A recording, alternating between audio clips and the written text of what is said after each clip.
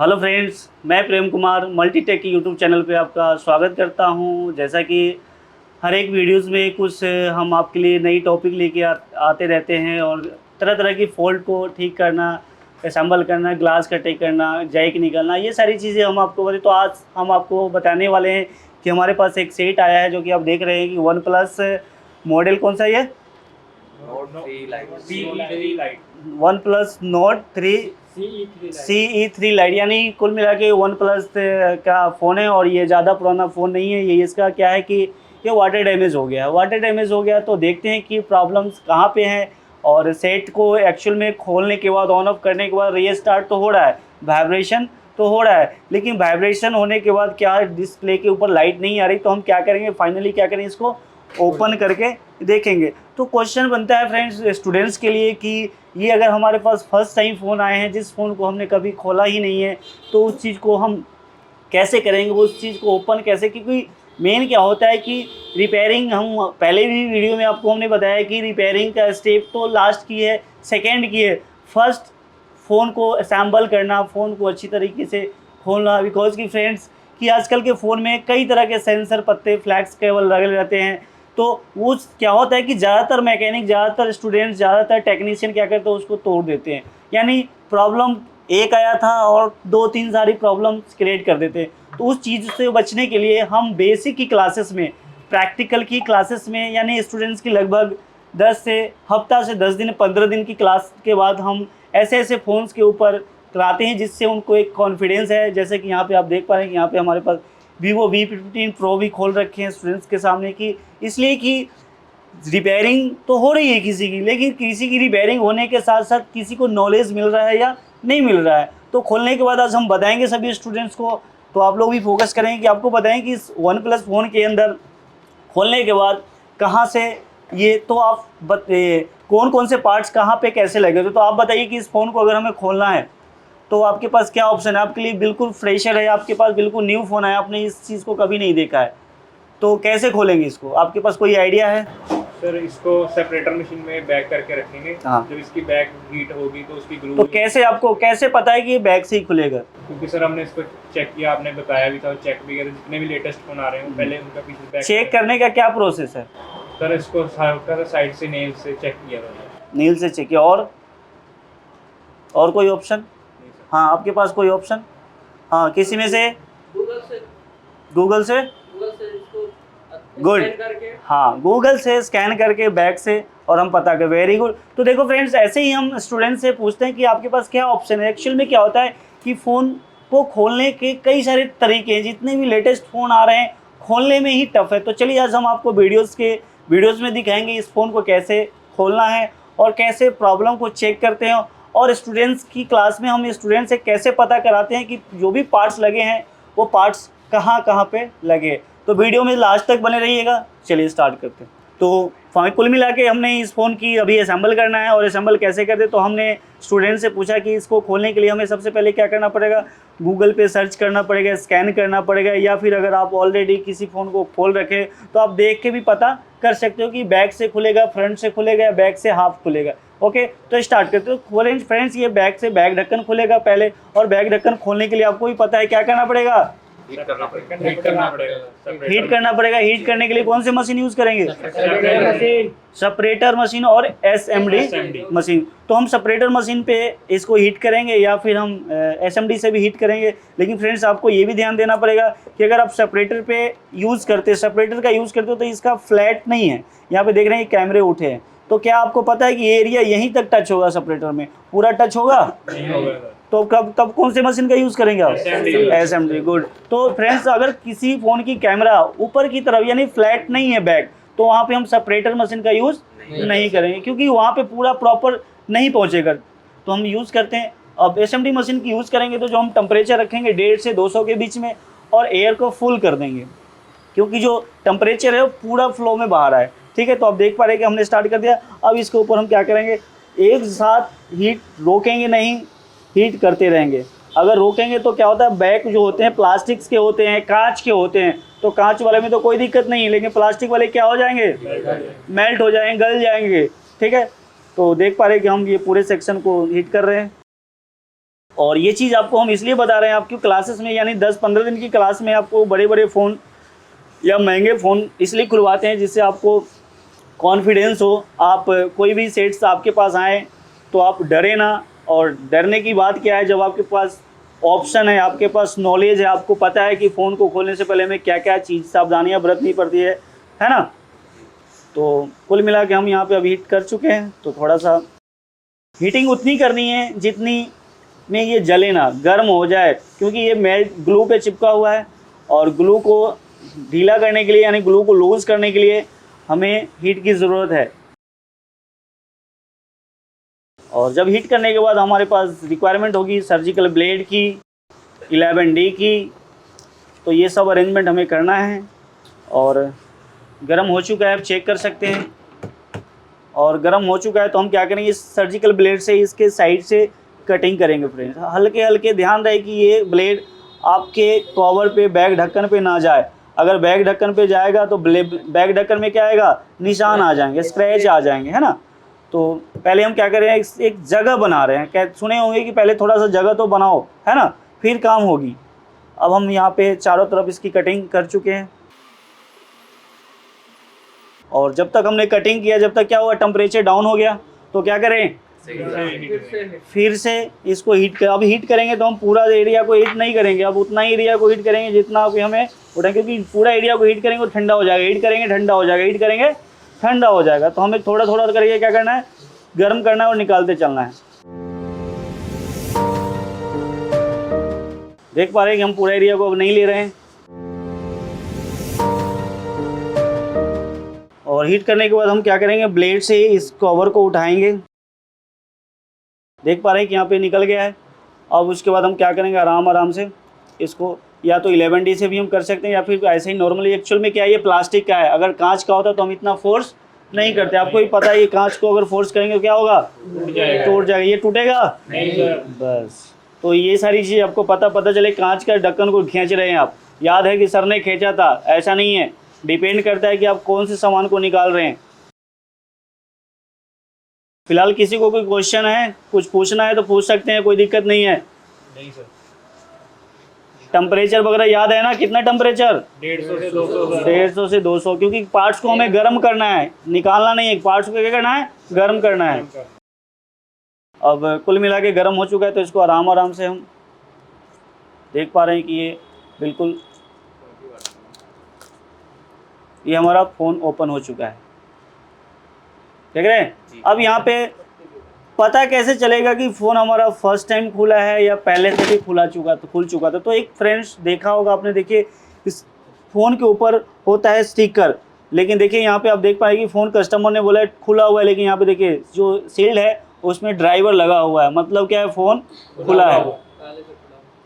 कैसे पहचान करेंगे, इसी स्टिकर से, यानी किसी पेज पे क्या रहेगा, स्टिकर लगा रहेगा। और जैसे ही उस स्टिकर पे हम जैसे ही स्क्रू ड्राइवर लगाएंगे, वो स्टिकर फट जाएगा, यानी हम समझ जाएंगे फ़ोन खुला हुआ है। ठीक है, तो हम बैग को हटा लेते हैं। और बैग को हटाने के बाद इसमें से जितने भी पेंच है, स्क्रू है, सबको क्या करेंगे, ड्राइवर से लूज़ करेंगे। ठीक है, तो लूज़ ड्राइवर, अब चलाने का तरीका आपको पता होना चाहिए। और जब भी हम किसी महंगे सेट्स को या किसी सेट्स को हम खोलते हैं तो हमें रिपेयरिंग पैड हमारे पास होना चाहिए। टेबल पे रख के खोलेंगे, पता चले डिस्प्ले ओके था, डिस्प्ले दब गया, टूट गया, क्योंकि गलती कमी कहीं से भी हो सकती है कि नहीं हो सकती है। तो आपके पास इस टाइप के रिपेयरिंग पैड मीन्स ये एक तरह से ये गद्दे ही हैं, जिससे फ़ोन को कोई प्रॉब्लम्स नहीं आएंगे, यानी कुल मिला के हमारे तरफ से कोई प्रॉब्लम्स नहीं होनी चाहिए। तो लगभग सारे पेज को हमें लूज़ कर लेना है। और लूज़ करने के बाद फाइनल इसको एक बार पलटी मारेंगे तो जितने भी लूज़ पेज थे वो क्या हो जाएंगे, नीचे गिर जाएंगे। और ड्राइवर पकड़ने चलाने का तरीका भी ध्यान रखेंगे आप लोग।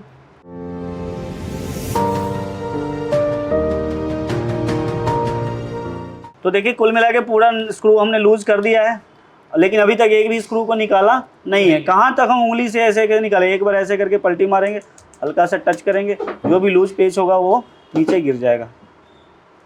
ठीक है, और भी एक बार देखेंगे, आप फिर स्पेशल देखेंगे कोई पेच अब तो और तो नहीं आ रहे, तो नहीं आ रहा, या कोई छूट तो नहीं गया। तो यहाँ पे देखेंगे तो एक पेच ये छूट रहा था जो लूज़ नहीं हुआ था, यहाँ भी देख लेंगे कोई भी, तो यहाँ पे 2 पेच रह रहे हैं जो कि कम लूज़ हुए होंगे, जिसकी वजह से वो गिरे नहीं। तो कुछ होते हैं हमने सबको लूज़ कर दिया था, कुछ होते हैं कि आराम से निकल जाते, कुछ होते हैं जो टाइम लेते हैं, तो उसमें कोई टेंशन। अब हमारा पेच लगभग बाहर हो चुका है, एक आध पेच लूज हो चुके हैं, वो निकलेंगे जब। अब इसका हम क्या करेंगे, पहले सिम स्लॉट खोलेंगे।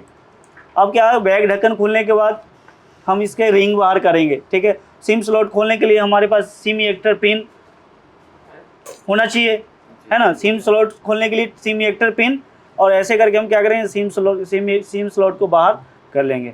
और यहाँ पे देखेंगे तो ये भी निकल गया है। अब हम क्या करेंगे, इसकी रिंग, यानी यहाँ पे हम वीक पॉइंट ढूंढेंगे कि वीक पॉइंट कहाँ से आएगा। तो यही सिम के पास से ही, यहाँ से हम नाखून या किसी तरह का ड्राइवर यूज़ करेंगे। और आप देख रहे हैं कि यहाँ से लॉक पे क्या रिंग बैठा हुआ है, ऐसे करके लॉक को फ्री कर लेंगे। कुछ नहीं करना, कोई है बड़ा काम? नहीं सर। नहीं ना, बस। तो इसी ट्रिक को आपको समझना है। और फाइनली में देखिए तो यहाँ पे देखने को आपको मिलेगा कि यहाँ से सेंसर का पत्ता जा रहा है। अब इस चीज़ को अगर हम एकदम से सडनली खोलेंगे तो क्या होगा, ये पत्ता टूट जाएगा। कस्टमर बोलेगा भैया मेरा तो चल रहा था पहले, कितना घुमाओगे, अब नहीं घुमा सकते ना। चल रहा था पहले, अब नहीं चल रहा है, मतलब आपने ख़राब किया है। तो यही चीज़ मैं आपको बताना चाहता हूँ, समझाना चाहता हूँ कि हम कस्टमर हमारे पास आए, जिस प्रॉब्लम को हमें नया प्रॉब्लम क्रिएट नहीं करना है।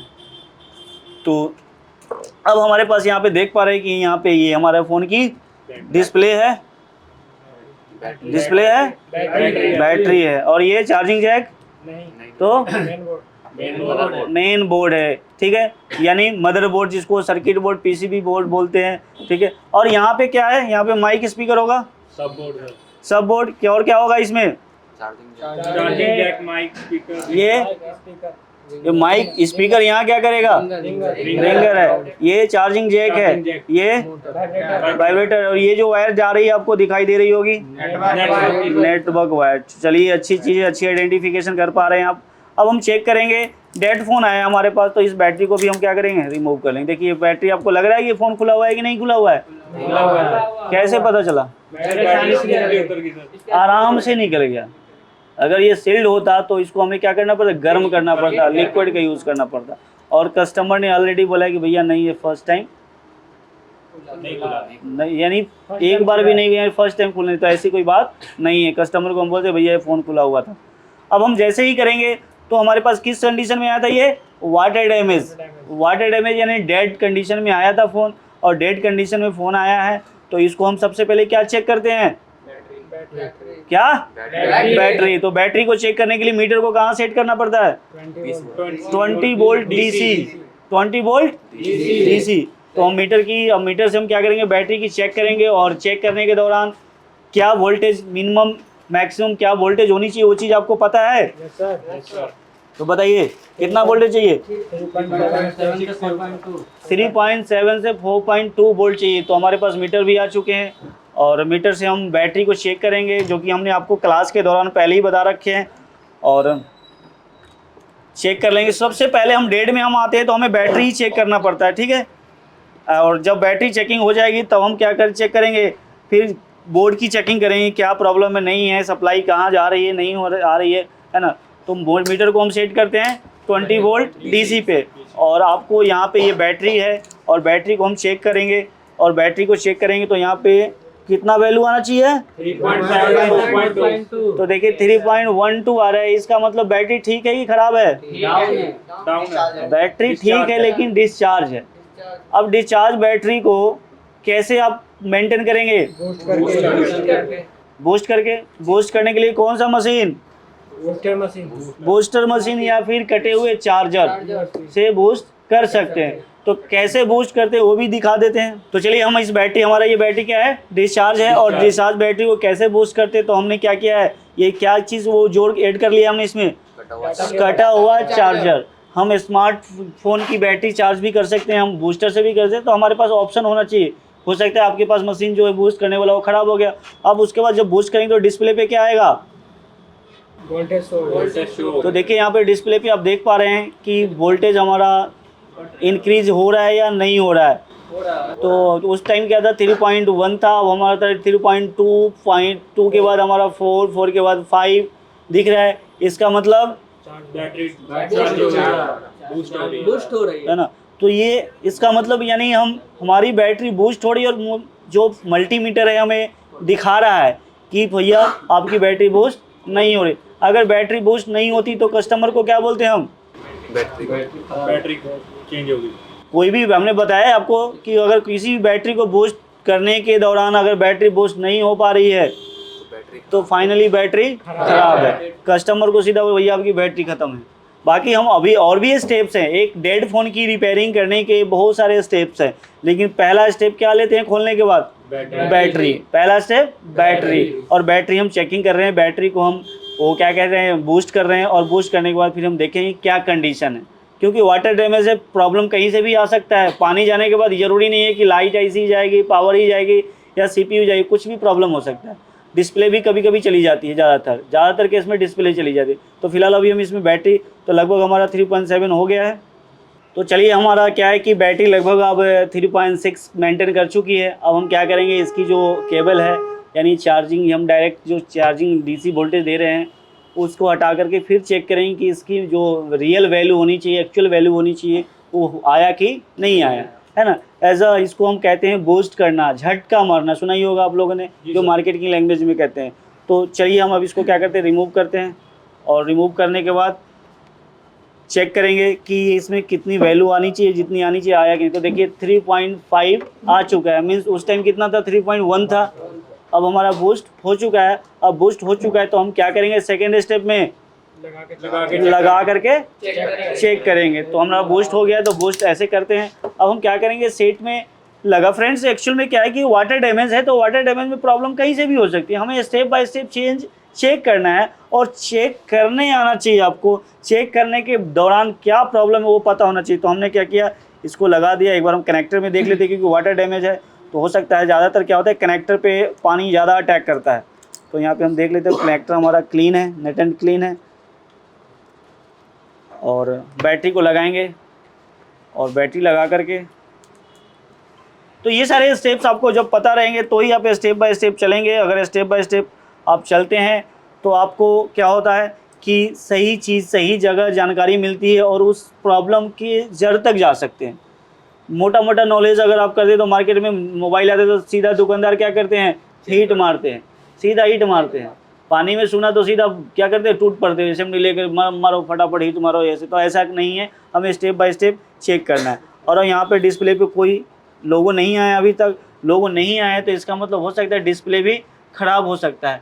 ठीक है, डिस्प्ले ख़राब, तो एक बार हम इसको ऑन करके देखते हैं, ऑन भी कर लेते हैं, वाइब्रेट हो रहा है या नहीं हो, क्योंकि कस्टमर का कहना क्या था कि वाइब्रेट हो रहा है।